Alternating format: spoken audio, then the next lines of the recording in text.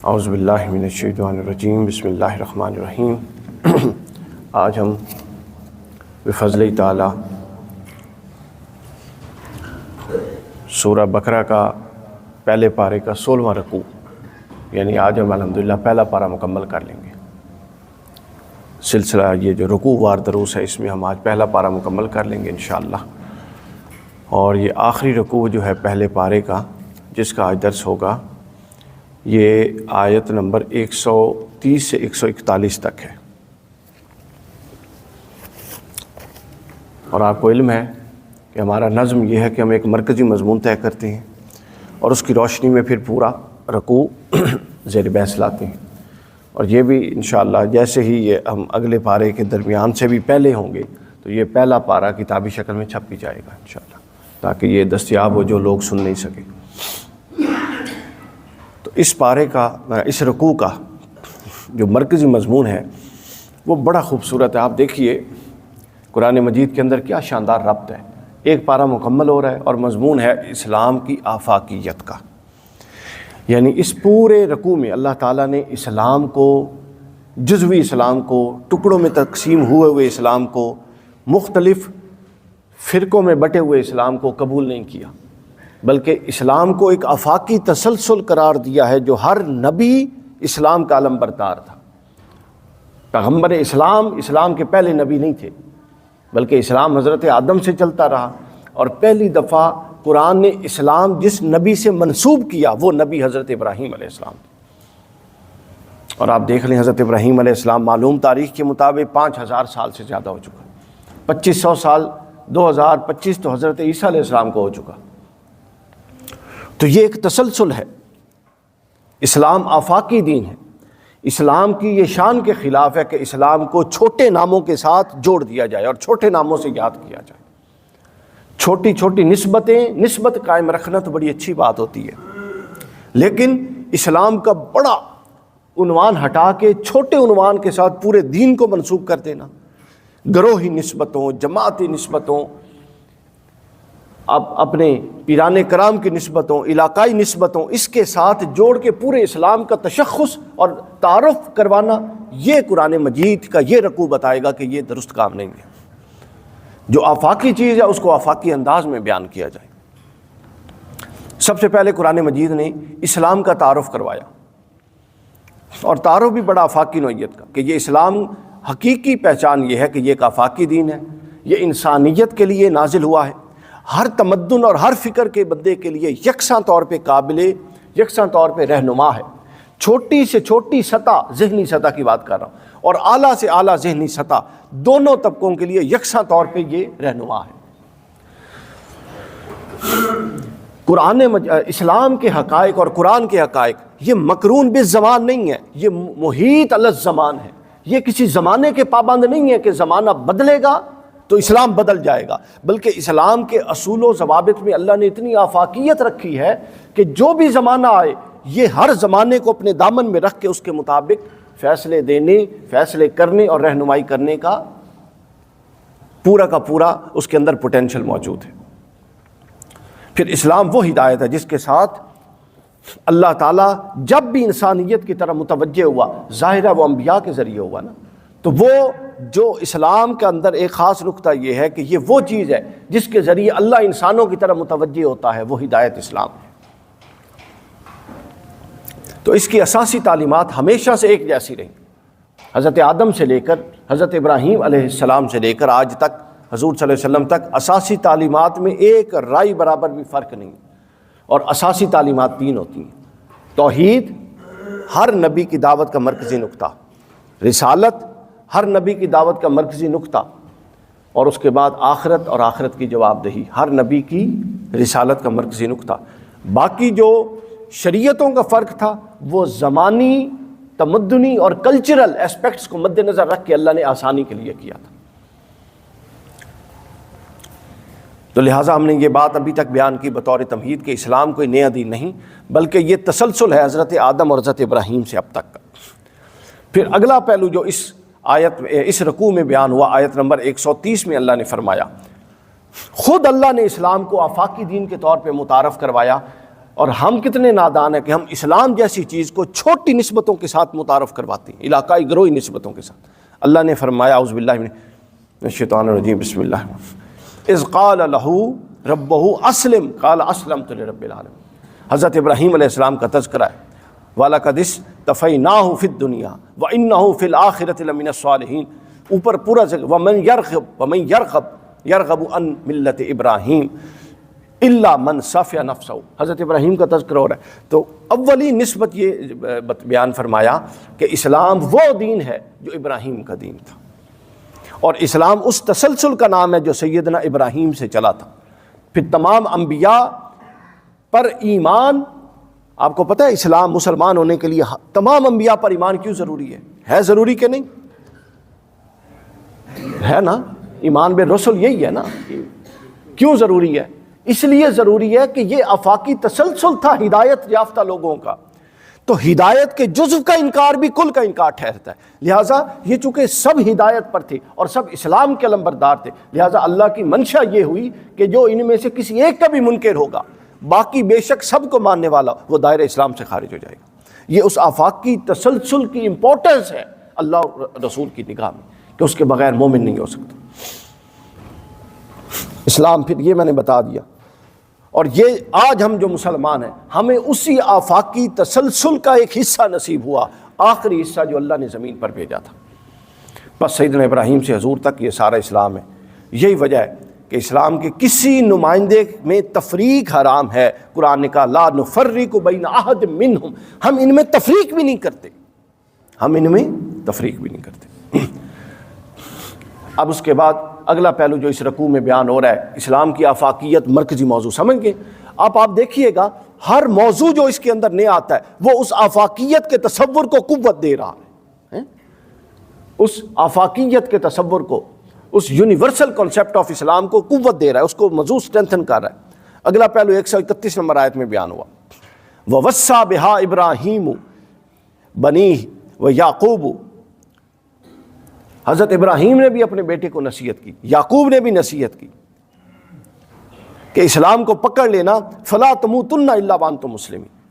تو وہ آفاقی دین کی علامت یہ ہے، اب آگے یہاں پر بیان ہو رہی ہے علامت آیت نمبر 131 اور 30 میں، وَإِذْ قَالَ لَهُ رَبُّهُ أَسْلِمْ۔ جو آفاقی دین ہوتا ہے اس کی علامتیں چھوٹی نہیں ہوتی، اس کی علامت لباس کے ساتھ نہیں جوڑی جاتی، اس کی علامت ٹوپی داڑھی امامے کے رنگ کے ساتھ نہیں جوڑی جاتی، وضاقتہ کے ساتھ نہیں جوڑی جاتی، اٹھنے بیٹھنے کے انداز کے ساتھ نہیں جوڑی جاتی، اب ہم جوڑتے ہیں۔ لہٰذا ہم آفاقی تصور دین کی جو شعور ہے اس سے باہر آ چکے ہیں، اس کا تعلق ہی نہیں ہے۔ اسلام کی علامت قرآن نے کیا بتائی؟ آفاقی دین اسلام کی علامت فرمایا کہ فقال لہ ربہ اسلم قال اسلمت لرب العالمین۔ مسلمان وہ ہے کہ جب اس کے سامنے اللہ کی بات آ جائے وہ اس کے آگے جھکنا ہو، جھکا ہوا ہو۔ بس اسلام کی صرف یہ علامت ہے، وہ جس بھی لباس کے ساتھ ہے، وہ جس بھی وضاقتہ کے ساتھ ہے، وہ مسلمان ہے۔ ایک آفاقی علامت کیا کہ مسلمان صرف ایک علامت رکھتا ہے، اور وہ یہ کہ وہ جس بھی تمدن، جس بھی زبان، جس بھی تہذیب اور کلچر کو جب اللہ کا حکم آ جاتا ہے فقال لہ ربہ اسلم، کہ جھک جا، اسلمت لرب العالمین، وہ کہتا ہے باری تعالیٰ میں تیرا حکم آ گیا اب جھک گیا، بس اور کوئی علامت نہیں۔ اور یہ جچتی ہے کہ آفاقی دین کی ایسی ہی علامت ہونی چاہیے۔ پھر اس کے بعد نہ کوئی اور چھوٹی علامت بتائی اور نہ کوئی کل وقتی جز وقتی علامت بتائی، بلکہ کل وقتی علامت بتائی۔ چونکہ جو بندہ ہوتا ہے اللہ کے آگے جھکتا ہے وہ پارٹ ٹائم نہیں ہوتا، وہ فل ٹائم بندہ ہوتا ہے، پارٹ ٹائم ملازم ہوتا ہے، بندگی فل ٹائم ہوتی ہے۔ تو اسلام کا جو آفاقی مزاج ہے وہ کسی بھی طرح کی گروہی، مسلکی، علاقائی لباس کی بنیاد پہ اور وضاقتہ کی بنیاد پہ جو بنی ہوئی علامات ہیں ان کو دین کی علامت قرار نہیں دیتا۔ دین کی علامت صرف یہ ہے کہ اللہ کے حکم کے آگے سر جھکا دینا۔ اس کے بعد اگلا پہلو جو اس آفاقی تسلسل کا بیان ہوا آیت نمبر 132، 133 اور 136 میں، وہ یہ ہے، اس بات کو اور مضبوطی سے بیان کیا گیا کہ یہ جو دین تمہارے پاس ہے یہ کوئی نیا دین نہیں ہے، یہ کوئی نیا تجربہ نہیں کیا جا رہا، بلکہ یہ ہمیشہ سے وہ ستون ہے ہدایت کے۔ اللہ نے جب سے انسان کو پیدا کیا، انسان کی نجات ہدایت کے ان ستونوں پر رکھی۔ اس رکوع کی مذکورہ ان 3 آیتوں میں تسلسل ہے۔ مقصد یہ ہے کہ ہر دور کے انسان کی نجات اسی آفاقی تسلسل میں ہے۔ میں 1-2 آیتیں آپ کو بتاتا ہوں۔ 132 نمبر میں فرمایا ام کنتم شہداء اذا حضر یعقوب الموت اذ قال لبنیہ ما تعبدون من بعدی۔ حضرت یعقوب نے کہا میرے بعد کس کی عبادت کرو گے؟ قالوا نعبد الہک، اس کی جس کی آپ عبادت کرتے ہیں۔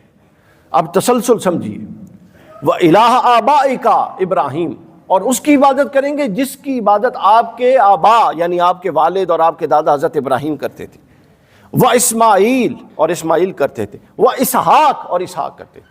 یعنی بتا دیا قرآن نے کہ یہ کسی ایک نبی کا دین نہیں ہے، یہ تسلسل کے ساتھ چلنے والا دین۔ پھر ہر دور میں اسی سلسلۃ الذہب کی کوئی نہ کوئی کڑی یعنی نبی آتا رہا، اسی کے ساتھ جڑنا باعث ہدایت قرار پایا۔ یہی وجہ ہے کہ انبیاء دنیا سے جاتے ہوئے بعد والوں کو ہدایت دے گئے کہ اسی کڑی سے جڑے رہنا، جیسا کہ میں نے آیت میں بیان کر دی۔ کیوں؟ چونکہ جو اپنے آپ کو اس سلسلۃ الذہب، اس سنہری زنجیر سے کاٹتا ہے، ایک طرف ہوتا ہے، وہ کسی بھی نام پہ ہو، وہ مسلک کے نام پہ ہو، وہ فرقے کے نام پہ ہو، وہ کسی فقہی مذہب کے نام پہ ہو، جو اس مین سٹریم سے ہٹتا ہے وہ پھر نجات سے دور ہو جاتا ہے۔ تو اسلام کا انتصاب چونکہ حضرت ابراہیم سے ہے، پس قرآن نے اس رکوع میں سیدنا ابراہیم کی جو خصوصیت تھی اور ان کی جو وصیت تھی وہ بیان فرما دی۔ وَوَصَّىٰ بِهَا ابراہیم، ابراہیم نے وصیت کی تھی جاتے ہوئے، اور پھر ابراہیم علیہ السلام کے بعد آنے والا ہر فرد وصیت کرتا رہا، یعنی آخری سانس تک۔ اب آگے بڑے خوبصورت لفظ ہے، فرمایا فَلَا تَمُوتُنَّ إِلَّا وَأَنْتُمْ مُسْلِمُونَ۔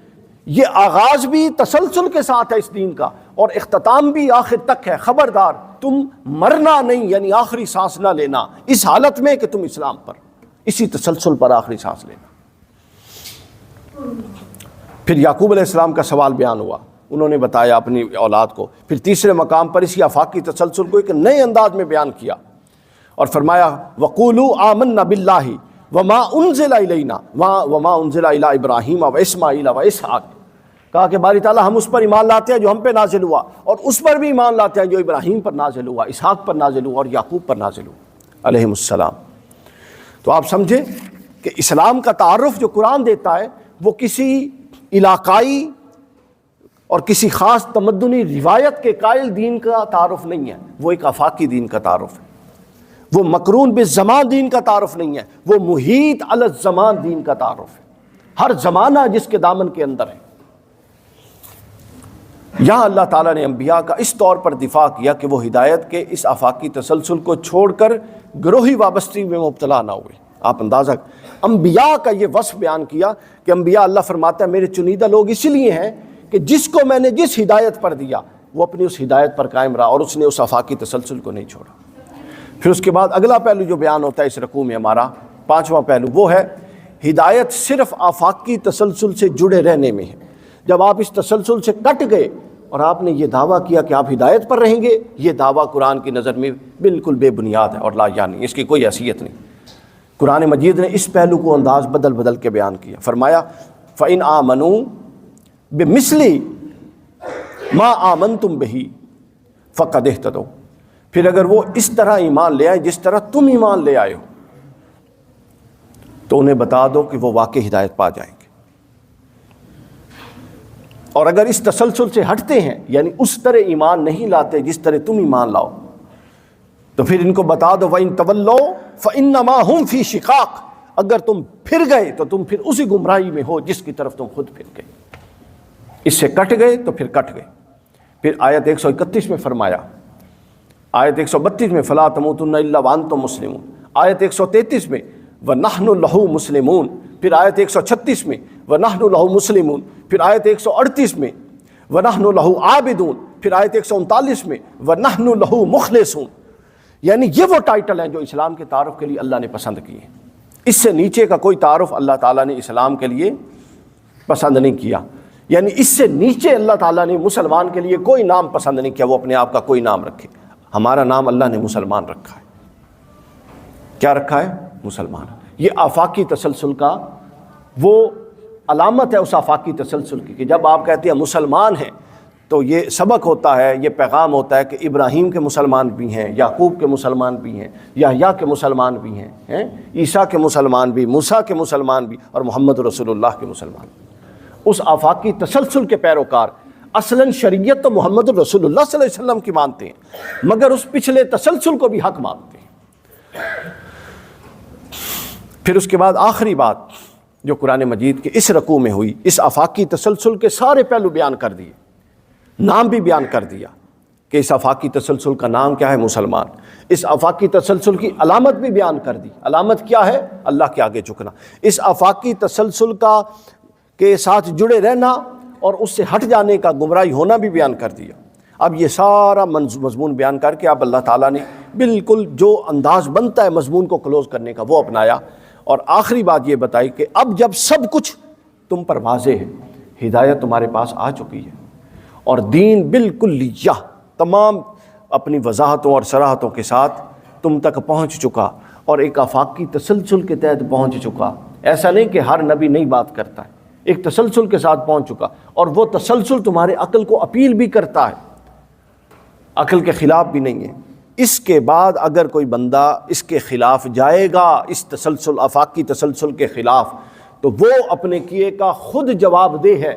وہ یہ مت سمجھے کہ میں خود اللہ کے آفاقی دیے ہوئے آفاقی تسلسل اور انبیاء کی تعلیمات اور قرآن سے ہٹ جاؤں گا اور مجھے کوئی آ کے بچا لے گا، نہیں۔ قرآن مجید نے فرمایا تلک امۃ قد خلت لہا ما کسبت ولکم ما کسبتم ولا تسألون عما کانوا یعلمون۔ ایک وہ امت تھی، انہوں نے اپنی مرضیوں کے کام کیے، جو کیے اس کا وہ بھگتے گئی، اور پھر تم ہو، تم اپنی مرضی کا کر رہے ہو، اپنے اختیار سے کر رہے ہو، جو تم کر رہے ہو وہ تم بھگتے ہو۔ ہمارا کام اللہ نے فرمایا یہ تھا کہ اس آفاقی تسلسل کا آخری نمائندہ تمہیں دے دیا جائے اور تمہیں کامل شعور دے دیا جائے، بس وہ دے دیا گیا۔ اور پھر دوسری جگہ فرمایا، آخری آیت ہے جو اس پارے کی، تلک امۃ قد خلت لہا ما کسبت ولکم ما کسبتم، جو میں نے پہلے پڑھ دی۔ اور اسی طرح 134 نمبر آیت میں بھی اس کا تذکرہ کیا، اس حصے کا، فرمایا تلک امۃ قد خلت لہا ما کسبت وَلَكُمْ مَا قَسَبْتُمْ وَلَا تُسْأَلُونَ عَمَّا كَانُوا يَعْلَمُونَ وَلَا تُسْأَلُونَ عَمَّا كَانُوا يَعْلَمُونَ، اور تم سے نہیں پوچھا جائے گا وہ کیا کر گئے، اور ان سے نہیں پوچھا جائے گا تم کیا کر رہے ہو، چونکہ ان پر بھی وہ آفاقی تسلسل کی ہدایت پوری طرح واضح تھی، اور تم پر بھی یہ ہدایت پوری طرح واضح ہے، لہٰذا وہ اپنے عمل کے جواب دے اور تم اپنے عمل کے جواب دے۔ ایک آفاقی دین جب پوری صراحت اور تصریحات کے ساتھ پہنچا دیا جائے تو پھر اس کا حتمی نتیجہ اسی طرح کا بنتا ہے۔